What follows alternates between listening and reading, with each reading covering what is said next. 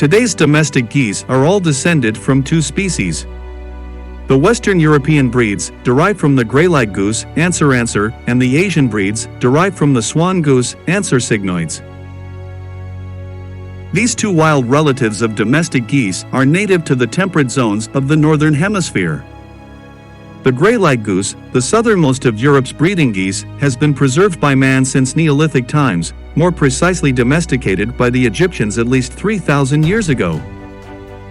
The swan goose is native to China and Mongolia and was domesticated under the name Chinese goose. The Chinese goose can be easily distinguished from the European goose by a prominent basal knob on the upper side of the bill.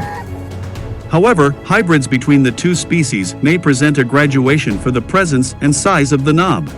Since tame geese breed freely with wild individuals when encountered, domestication has not resulted in the creation of identified breeds. Domestic geese have been selected to have a larger body size than their wild relatives. Thus, while the domestic goose can weigh up to 10 kilograms, 22 pounds, the wild swan goose weighs only up to 3.5 kilograms, 7.7 pounds, and the wild gray-lag goose up to 4.1 kilograms, 9 pounds. This increase in body size affected the general structure of the body. While wild geese have a more horizontal posture and a thin rear end, domestic geese, by depositing a large amount of fat towards the tail, have a fatter and heavier rear end which forces them to have a more upright posture. It is these features that prevent domestic geese from being able to fly.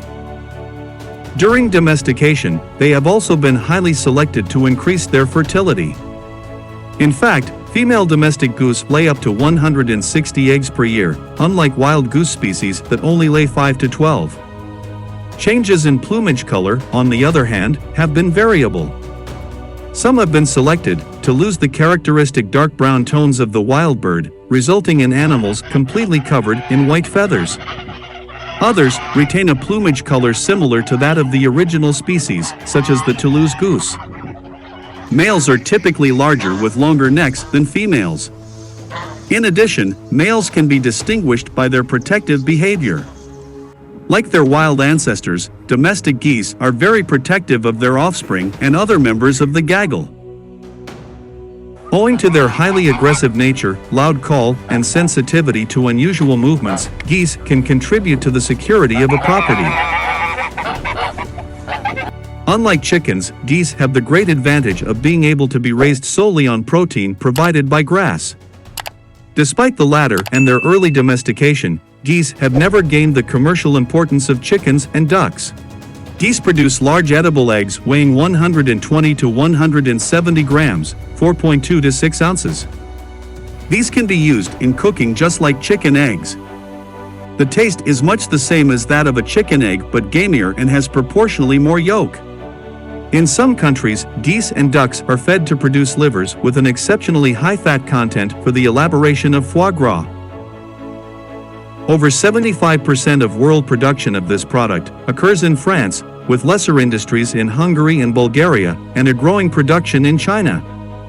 Foie gras is considered a luxury in many parts of the world, but the process of feeding the birds this way is banned in many countries on animal welfare grounds. We hope you enjoyed the video. Don't forget that each new subscriber and positive comment motivates us to create more and better content. Thanks for watching.